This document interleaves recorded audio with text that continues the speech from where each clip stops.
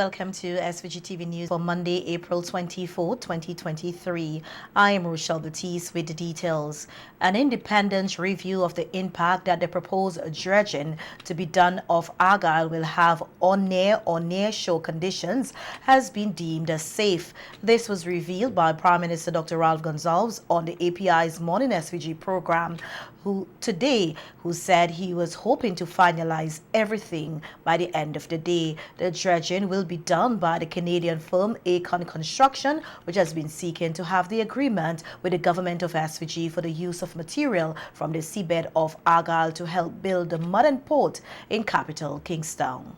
This report concludes that the dredging scheme will not A, change the wave conditions at the coast in any significant way, and will therefore not change the actual sediment transport conditions, and will not change the actual wave conditions and loads at or near the airport. The fisherfolk visited the location. They went out one day with fishermen. I'm talking about the port project implementation unit. And what was given by fishermen, some saying this is the area they fish, some say no, not there. So it was unclear.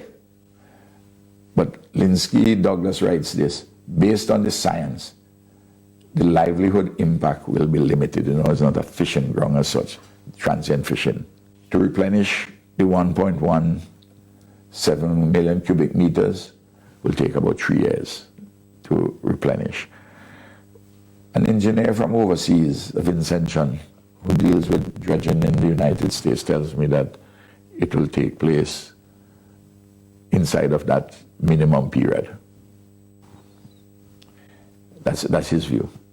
So then that's for the wave action to replace. No. To replace the material which you're taking, the 1.17 material. Yeah. No. Where does that come from? Is that river sediment, or that's as a result of the wave action? That's inside of the depths of the sea itself. Yes. The testing of the material confirmed that the material is suitable as fill for reclamation purpose. Most importantly, the material achieved the desired compactability results. There were several alternative sites investigated around St. Vincent and the Grenadines as potential source, but they were ruled out for one reason or another. And we have negotiated with them for $20 million in order to dredge. We have a draft agreement. Acon has to pay the government of $20 million. $20 million. They started Is that EC or US? EC. They started at 1 million, and we reached there. PM Gonsalves said the independent report commissioned by the Port Project Implementation Unit through Hamburg University of Technology and Wasserburg River and Coastal Engineering indicates that the dredge zone or the borough area is located off the shore of the east coast of Brighton Diamond Argyle with an average setback from the coast of 750 meters. This placed the borough source outside of the surf zone and in waters which are deep yet feasible for dredging to occur without disrupting the coastal and hydrodynamic processes, without disrupting the wave processes. An estimated 1.17 million cubic meters of material will be dredged by removal of layers not exceeding 2 meters deep. The total estimated material deposited there is just over 10 million cubic meters, so it's about 1/10. What happens is that, you see, like a vacuum which sucks up, they will just skim off the particular area, the quantities, and we'll have people on the dredge vessel. Supervise. To monitor, to make sure they don't go out of the area. Now, a multi-beam bathymetric survey of the borough site was concluded on April the 13th. This is just recently here.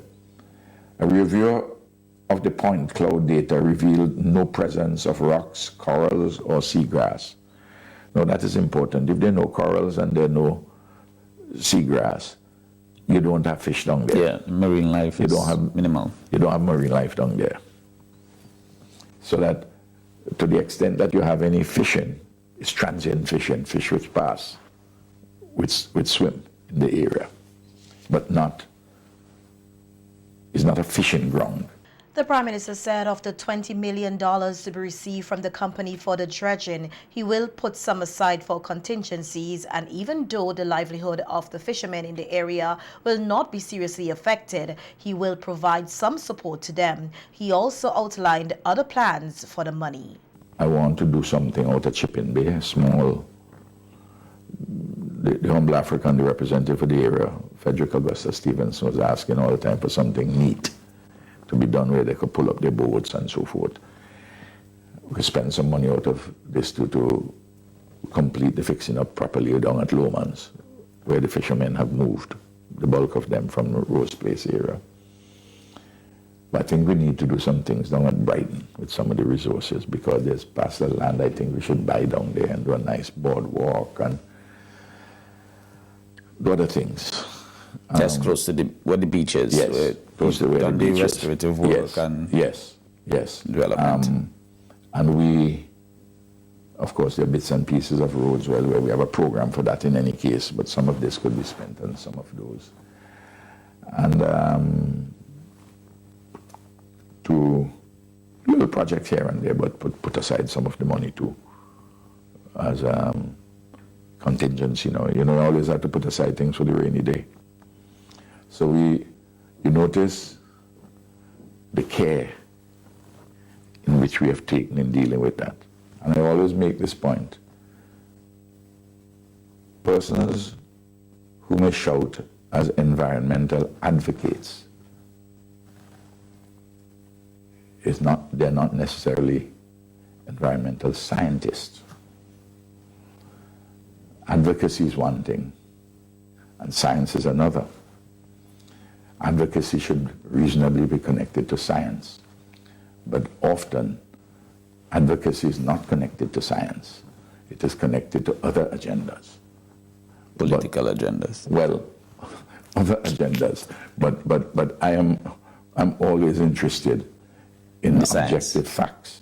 And I lend a listening ear, and I apply my heart to wisdom.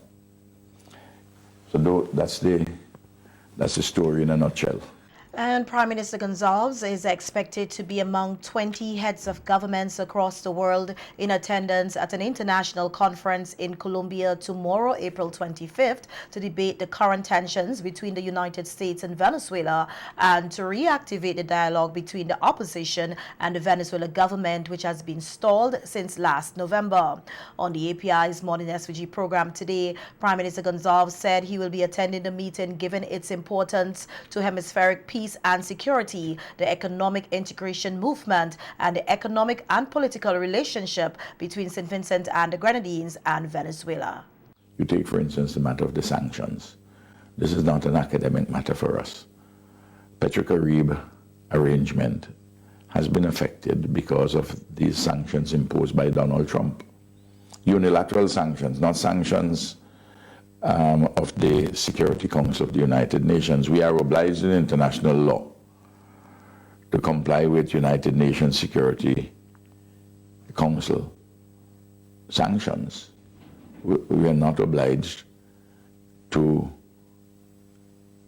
impose unilateral sanctions, whether by the United States of America, China, Russia, European Union, or whichever country decides to impose unilateral sanctions. We believe in a rules-based order. We believe in international law, and we comply with international law. Now, if power, it can replace law, and you can in effect weaponize the banking system and weaponize the dollar as the reserve currency, the US dollar as the reserve currency of the world. There are unforeseen challenges which arise. I mean, let's let's understand it. The president of Colombia, Gustavo Petro, affirmed that he will speak with the U.S. President Joe Biden about a possible lifting of the sanctions against Venezuela, which is one of his main objectives in the summit on Venezuela that will be held in Colombia tomorrow. PM Gonzalez said it is in the interest of Colombia, Latin America, and the Caribbean that these two things are addressed. First, the matter of the United States sanctions against Venezuela, which he said are debilitating and irrational, and the second, the political processes in Venezuela. The opposition in Venezuela complain that they don't have the same freedom of operation as the ruling party and their allies, and that certainly would be part of the broad discussion. It's interesting that in this discussion, neither the government or the opposition would be present. In Venezuela? In Colombia. Right. As in the Venezuelan government? As in the Venezuelan or government. Opposition? Or opposition. So none of the Venezuelan participants in the political process in Venezuela would be at the meeting in Colombia. This is to assist in setting certain parameters to see how we can lead towards a proper rapprochement between the United States of America and Venezuela, and of course for quote-unquote normal internal political relations.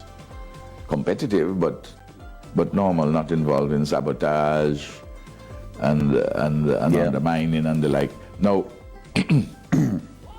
looked at purely objectively, I mean, Venezuela is not a threat to the United States of America. With the focus this month on child abuse awareness and prevention surrounding the theme, you have the power to create a better future for us children. Treat us well. We hear that the common reports made of abuse here in St. Vincent and the Grenadines against children include neglect and sexual abuse, with the least reported type identified as emotional abuse, as oftentimes it is not acknowledged. Child protection caseworker in the Ministry of National Mobilization, Camille McIntosh, highlighted that in 2022, statistics show there were 190 reported cases of child abuse and neglect at a 43% rate, while 30% was noted as physical abuse and 24% as sexual abuse. Sergeant Nicola Williams of the Sexual Offences Unit of the RSVG Police Force said of the 131 reported sexual offences cases last year,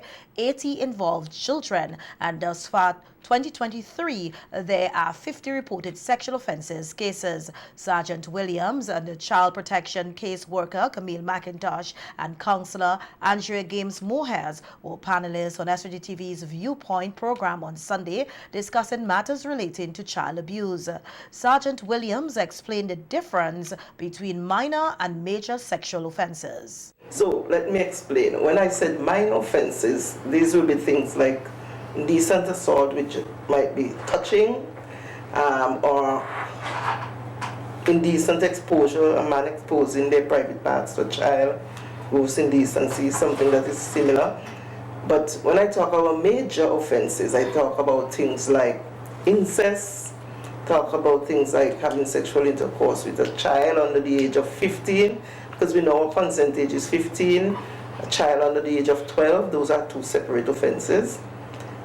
Those are what I term as major. So once it's under 12, we term that as major. Rape also, we deals with that. That is major.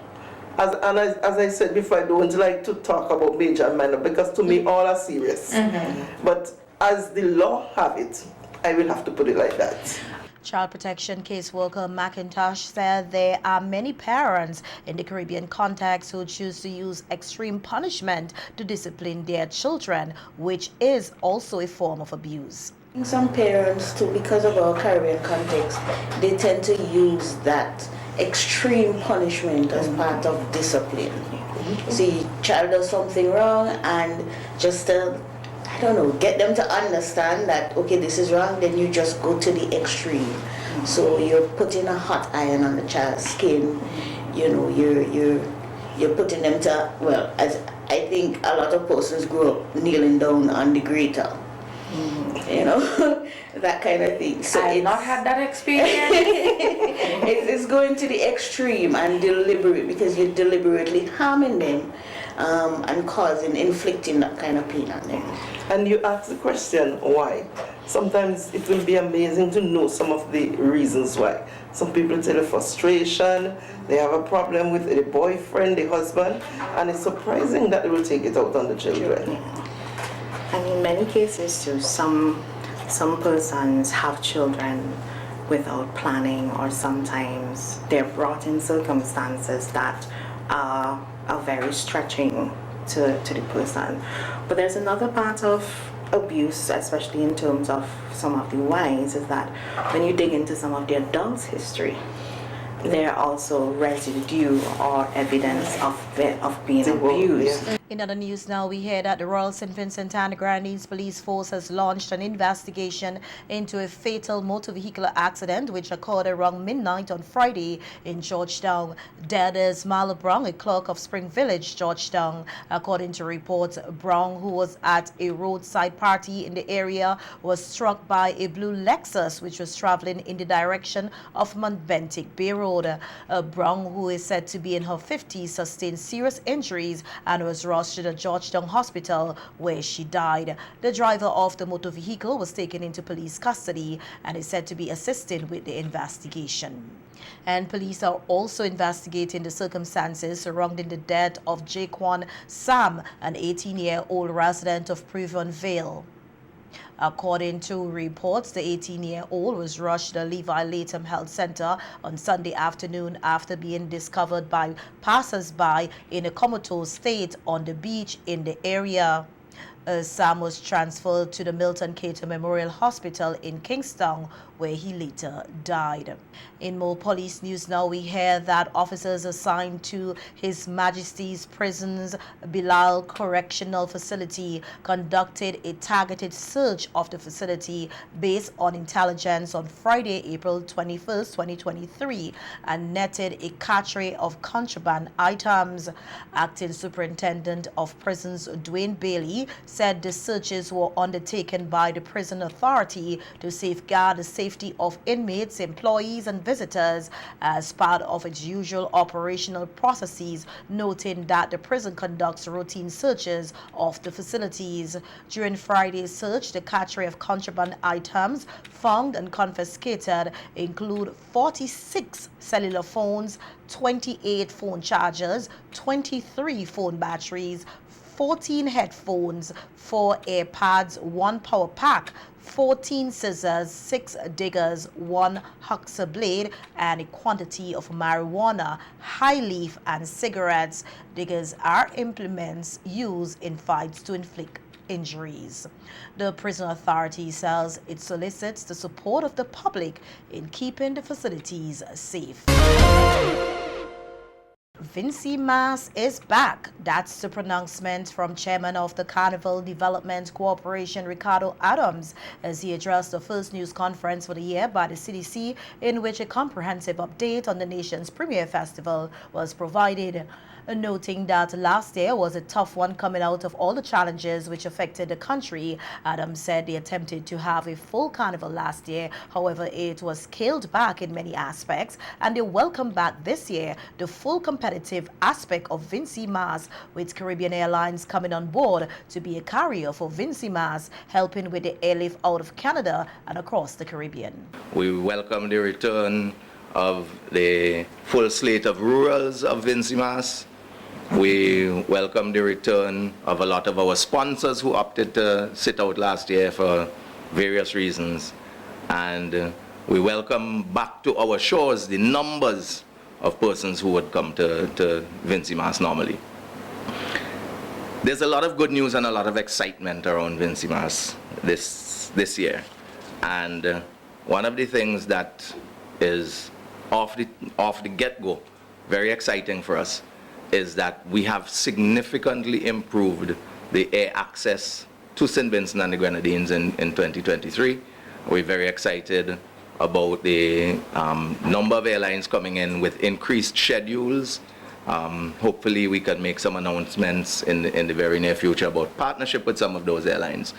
But certainly it augurs well for persons wishing to come to experience what has become the buzzword around the Caribbean, the energy of Vincy Mas.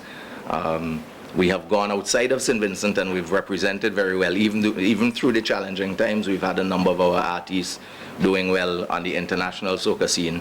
And so people are excited about this thing called Vincy Mas, for which there was a number of challenges for years getting here. So we've solved that challenge. I think the challenge that we're having now is actually hotel room stock, because we've been advised that a number of the hotels are already sold out.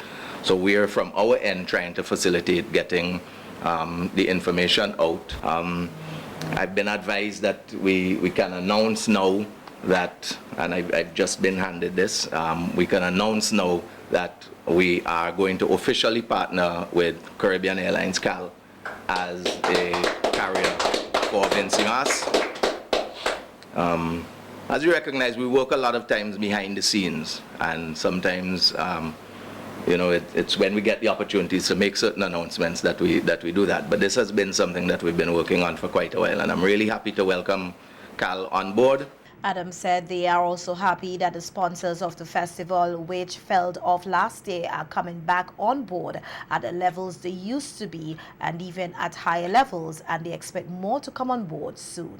We keep focusing and saying a lot about the sponsors. And I think one of the things to recognize is that Vincy Mas is easily a $4 million event.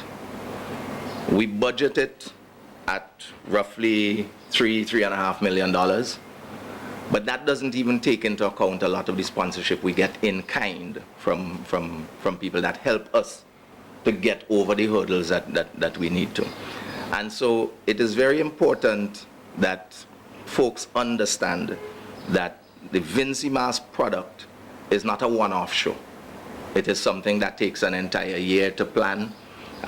When you hear from the components a little bit later on, you'll realize that a lot of the components have been in the Mas camps and in the studios and so for months already leading up to Vincy Mas. And the role of the CDC is not, as some people would like to believe, to put on 6 or 7 or 8 shows during the Vincy Mas period. The role of the CDC is to facilitate the entire Vincy Mas coming together as something of which all Vincentians can be proud. And so therefore a lot of work goes in during the lull years on the ground here in St. Vincent to marketing. A lot of work goes into marketing Vincy Mas outside of our shores to ensure that when our airlift is established and our hotel capacity is established, that there are people who are willing and able to come into St. Vincent and the Grenadines and enjoy the energy and the warmth of our people. In a news release issued last week, the CDC announces that the launch of Vincy Mas 2023 on Saturday, May 6, 2023 will take on a new format this year with an all-day event which will run into the night at the Victoria Park. At today's news conference, the CDC chairman said they anticipate the launch event will be a good intro for Vincy Mas 2023, which will see some big changes, including the separation of the Raga Soca and Power Soca competitions. We have had feedback over the years that the Soca Monarch competition is entirely too long an event. And we have heard persons who've made those comments, and we've taken that feedback on board.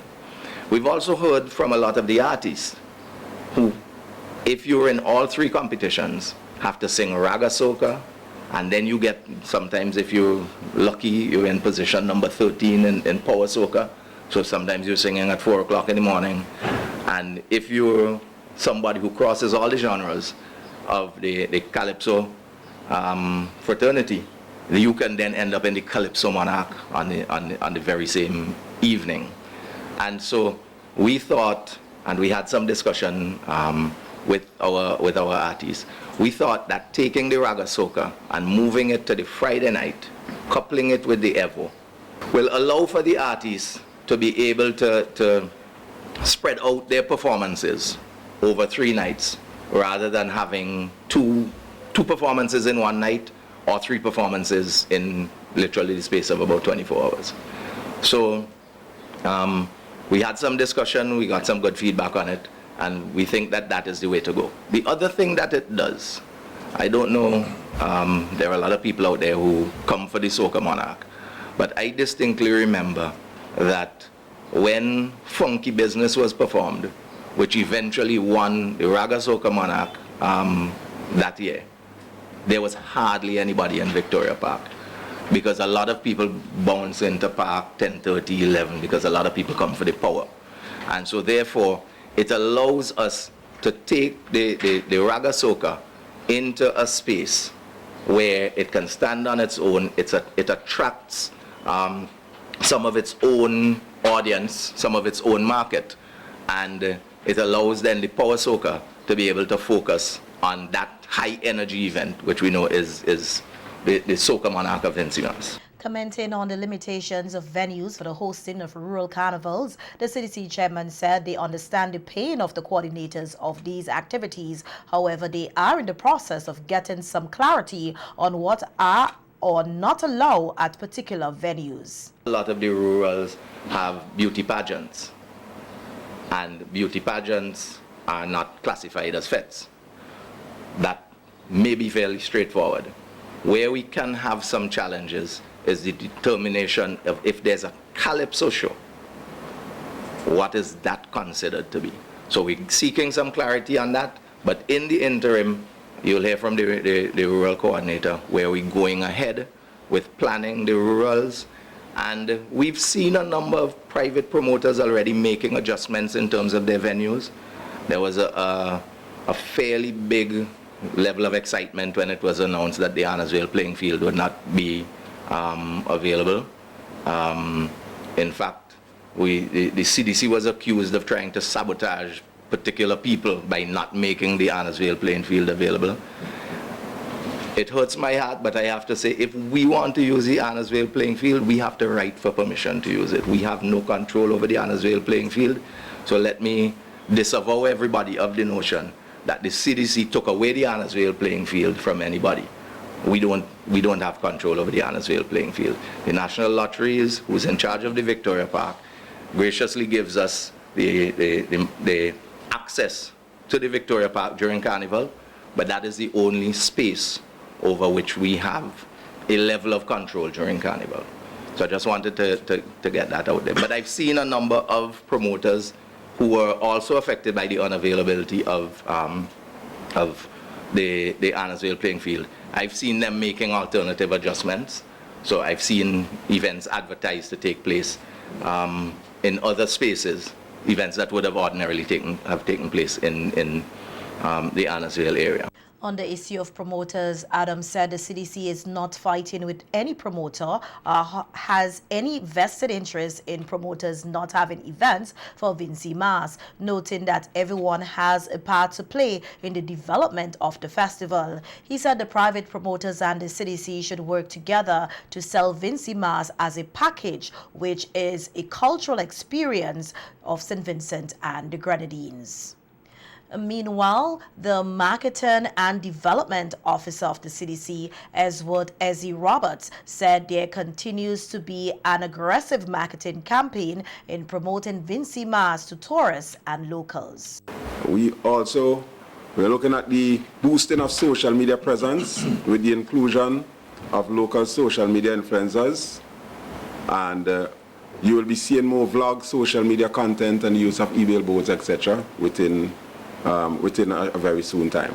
Traditional media, we will continue to strengthen our presence with the use of traditional media advertising via radio, television, and newspapers. We have placed a half-page color advertisement in the January 23 edition of the SVG Hotel and Tourism Association Ins and Out magazine. 3,000 copies of this magazine is usually printed and disseminated to hotels, guest houses, etc., and some are usually sent to consulate offices overseas. We are currently in negotiation with the authorities at AIA for placement of Vincy Mas advertising at the airport. This will benefit not just Vincy Mas 2023, but also Vincy Mas 2024. As we move to the latter part of 2023, we'll commence the advertising of Vincy Mas 2024 using those allotted spaces. A number of opportunities and options also exist for us to do Vincy Mas promotions at Baltimore Carnival, New York Vincy Day Picnic, Toronto Picnic, in England at Notting Hill Carnival, etc. These opportunities are there. We are working on the possibilities, and we will make announcements once we're able to get them materialized. And Deputy Chairman of the CDC and Coordinator of Rural Carnivals, Dylan Morris, said that the Rural Carnival committees are working closely with the police in terms of enhanced security for the events. The forces have worked with us well over the past, and we encourage them to continue. And we're going to continue having discussions with them to see how we can have a reduction in the fees, if possible, and to continue the high level of security that we do experience in these rural events. The police is an essential part because security, when persons feel safe, they come out and they participate in the events. The problem with parking and traffic disruptions is also an important part that the police has to assist, and they have been doing so over the years. So we're going to encourage them to continue to lend us the support that we're looking at and looking for. The CEO and said a while ago, and the marketing officer said that Carnival begins in June, but I want to say it begins right after the launch on the 6th and into the rurals as a build-up. And as the CEO mentioned, it's the better part of the Carnival for some, because not everybody wants to come into Kingston for the culmination of Vincy Mas. Vincy Mas 2023 runs from June 30th to July 11th. And the Carnival Development Corporation CDC today announced the finalists for the 2023 Junior Calypso and Soca competitions scheduled for Tuesday, July 4th at the Victoria Park. The finalists in the Junior Calypso Primary School category are Divine Haksha of the Argyle Roman Catholic Primary with the song Love the Children More, Cliforno Phillips of the Lanley Park Primary with Crime After Crime, and Janine Caesar of the C.W. Prescott Primary with Lovely Calypso, Xavier Haynes of the Evesham Primary with Friends Will Carry You, Nyla Nero of the Greg's Primary with Teenage Pregnancy, Denise Davis of the Calder Government with Gratitude, Shandine Jackson of the Lomans Windward Primary with Wake Up Call. The reserve is Desron Williams of the Kingston Anglican School with Mr. Driver. The finalists in the Junior Calypso Secondary School category are Zion Lewis of the St. Joseph Convent Kingston with Change the Van Culture, Quincy Robertson of the Trumuka Ontario Secondary with Working Obia, Bradelia Sutherland of the Sandy Bay Secondary with Mama O, Shanice Stevens of the Girls High School with Age Limit, Gabriela Vera of the Bethel High School with COVID-19, Omani Cupid of the Emmanuel High Mesopotamia with My Time, Liza Griffith of Central Leeward Secondary with Blackman Moon, and the reserve Kivisha Richardson of the St. Joseph Convent Kingston with Granny Time Machine. The Junior Soca Monarch finalists are DeAndre Simmons of the St. Martin Secondary with Stadium, Johnny Duncan of the Bethel High School, We Are 784, Kobe Charles of the Chumuka Ontario Secondary with Thirsty in Me Cup, Deshanti Francis of the J.P. Eustace Memorial Secondary with Everything Christopher of the St. Vincent Grammar School with Carnival is Junior Matthias of the Greg's Primary with Monica Angon, and Kyron Adams of the Sandy Bay Secondary with The Big Man Thing, and the reserve is Omar Guy of the Sandy Bay Secondary with A Feeling the Thing.